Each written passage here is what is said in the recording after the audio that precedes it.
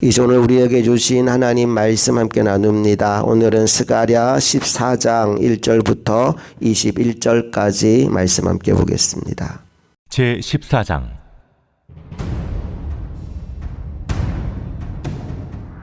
여호와의 날이 이르리라. 그날에 내 재물이 약탈되어 내 가운데에서 나누이리라. 내가 이방 나라들을 모아 예루살렘과 싸우게 하리니 성읍이 함락되며 가옥이 약탈되며 부녀가 욕을 당하며 성읍 백성이 절반이나 사로잡혀 가려니와 남은 백성은 성읍에서 끊어지지 아니하리라. 그때 여호와께서 나가사 그 이방 나라들을 치시되 이왕의 전쟁 날에 싸운 것 같이 하시리라. 그날에 그의 발이 예루살렘 앞 곧 동쪽 감람산에 서실 것이요 감람산은 그 한가운데가 동서로 갈라져 매우 큰 골짜기가 되어서 산 절반은 북으로 절반은 남으로 옮기고 그 산 골짜기는 아셀까지 이를지라. 너희가 그 산 골짜기로 도망하되 유다 왕 우시야 때의 지진을 피하여 도망하던 것 같이 하리라. 나의 하나님 여호와께서 임하실 것이요 모든 거룩한 자들이 주와 함께하리라. 그날에는 빛이 없겠고 광명한 것들이 떠날 것이라. 여호와께서 하시는 한 날이 있으리니 낮도 아니요 밤도 아니라 어두워갈 때에 빛이 있으리로다. 그날에 생수가 예루살렘에서 솟아나서 절반은 동해로 절반은 서해로 흐를 것이라. 여름에도 겨울에도 그러하리라. 여호와께서 천하의 왕이 되시리니 그날에는 여호와께서 홀로 한 분이실 것이요 그의 이름이 홀로 하나이실 것이라.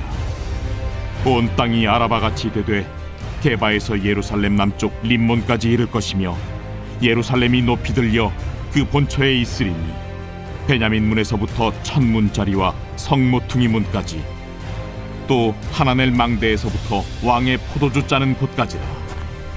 사람이 그 가운데에 살며 다시는 저주가 있지 아니하리니 예루살렘이 평안히 서리로다. 예루살렘을 친 모든 백성에게 여호와께서 내리실 재앙은 이러하니 곧 섰을 때 그들의 살이 썩으며 그들의 눈동자가 눈구멍 속에서 썩으며 그들의 혀가 입속에서 썩을 것이요 그날에 여호와께서 그들을 크게 요란하게 하시리니 피차 손으로 붙잡으며 피차 손을 들어 칠 것이며 유다도 예루살렘에서 싸우리니 이때 사방에 있는 이방 나라들의 보화 곧 금, 은과 의복이 심히 많이 모여질 것이요 또 말과 노새와 낙타와 나귀와 그 진에 있는 모든 가축에게 미칠 재앙도 그 재앙과 같으리라. 예루살렘을 치러 왔던 이방 나라들 중에 남은 자가 해마다 올라와서 그 왕 만군의 여호와께 경배하며 초막절을 지킬 것이라. 땅에 있는 족속들 중에 그 왕 만군의 여호와께 경배하러 예루살렘에 올라오지 아니하는 자들에게는 비를 내리지 아니하실 것인즉 만일 애굽 족속에 올라오지 아니할 때에는 비 내림이 있지 아니하리니 여호와께서 초막절을 지키러 올라오지 아니하는 이방 나라들의 사람을 치시는 재앙을 그에게 내리실 것이라. 애굽 사람이나 이방 나라 사람이나 초막절을 지키러 올라오지 아니하는 자가 받을 벌이 그러하니라. 그날에는 말 방울에까지 여호와께 성결이라 기록될 것이라. 여호와의 전에 있는 모든 솥이 제단 앞 주발과 다름이 없을 것이니 예루살렘과 유다의 모든 솥이 만군의 여호와의 성물이 될 것인즉 제사 드리는 자가 와서 이 솥을 가져다가 그것으로 고기를 삶으리라. 그날에는 만군의 여호와의 전에 가나안 사람이 다시 있지 아니하리라.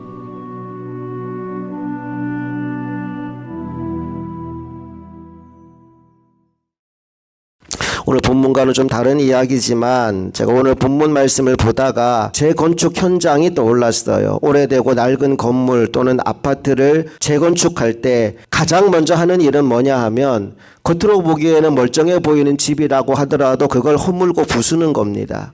그걸 부수어야지만 새로운 집을 지을 수 있기 때문에 가장 먼저 하는 일이 바로 그거지요. 때때로 그런데 이런 일이 있잖아요. 반대하는 사람, 나는 여기 살 거다. 그래서 한두 사람이라도 나는 여기 안 나갈 거다 버티고 있으면 그들 때문에 재개발이나 재건축은 이루어지기 힘들어집니다. 오늘 본문 말씀은 여호와의 날에 대한 것으로 시작되는데 1절과 2절은 그날에 임할 어려움에 관한 묘사를 합니다. 1절, 2절을 다시 한번 읽어볼게요. 시작.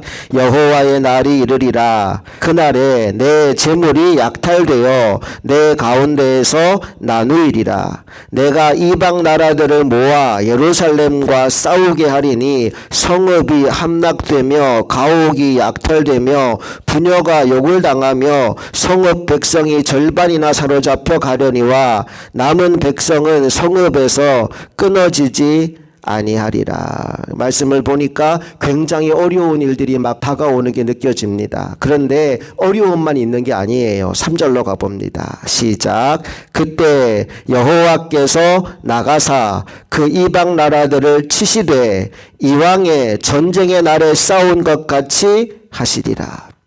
하나님이 그 전쟁터에 앞장서서 나가신다라는 말씀이 3절에 나옵니다. 그러니까 마치 재건축 현장을 우리가 볼 때 그게 다 부서지면 끝날 것 같은데 오히려 부서짐을 통하여 새로운 집이 세워지는 것처럼 하나님이 개입하심으로 말미암아 우리 인생에 새로운 역사가 쓰여지는 것이 여호와 하나님의 날이다라는 것을 오늘 성경이 우리에게 말씀해 주고 있습니다. 사랑하는 여러분, 인생이 끝나는 자리에서 하나님이 시작됩니다. 오늘 하나님의 역사가 여러분의 삶 가운데 시작되기를 축복합니다. 내 눈에 보기에 어떠하든지 하나님을 신뢰함으로 끝까지 믿음의 길을 계속가는 우리 모두가 되었으면 좋겠습니다. 계속해서 6절 말씀 읽어볼게요. 시작. 그날에는 빛이 없겠고 광명한 것들이 떠날 것이라. 또 말씀이 또 약간 어두운 느낌이 들죠. 빛이 없어요. 광명한 것이 다 떠난대요. 그런데 7절에 또 다른 말씀이 나옵니다. 7절 읽어봅니다. 시작. 여호와께서 아시는 한 날이 있으리니 낮도 아니요 밤도 아니라 어두워 갈 때 빛이 있으리로다. 언제 빛이 있다고 합니까? 어두워 갈 때 빛이 있으리로다. 여러분, 하나님은 때때로 우리가 이해할 수 없는 방법으로 일하십니다. 하지만 기억할 것은 하나님은 어둠 속에서도 빛을 만드시는 분이라는 사실입니다.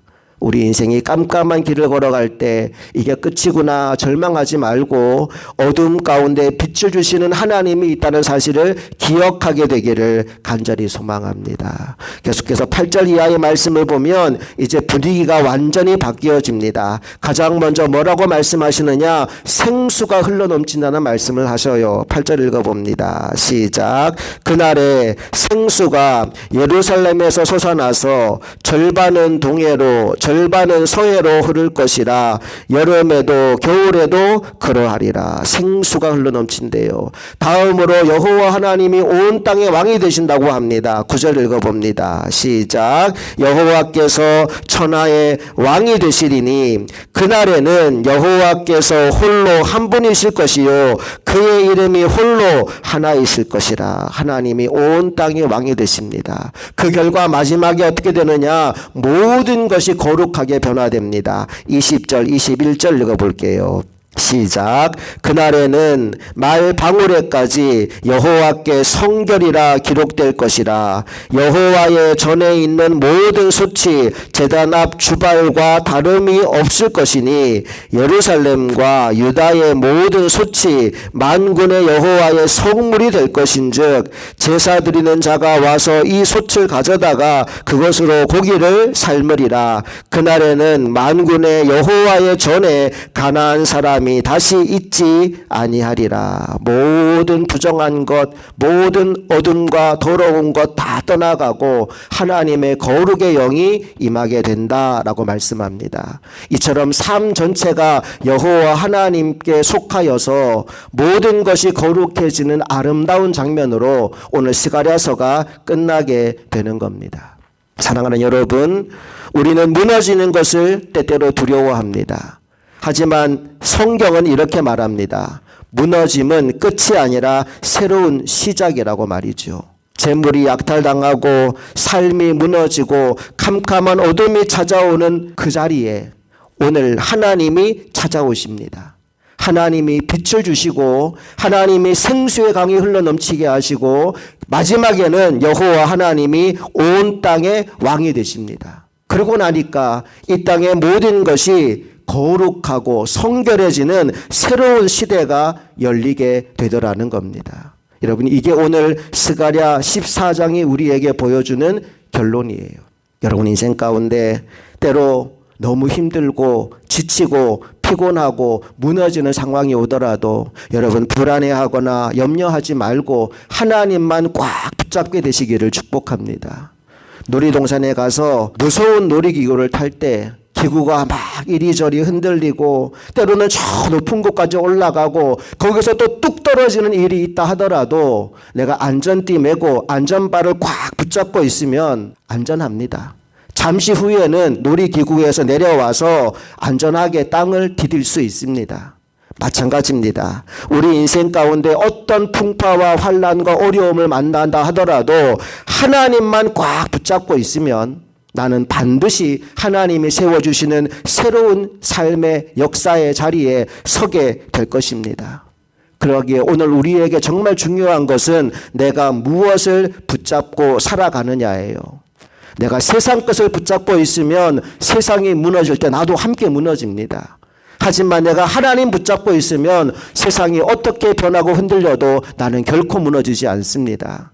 오늘 이 새벽 내가 무엇을 붙잡고 있는지를 점검해 보기를 원합니다.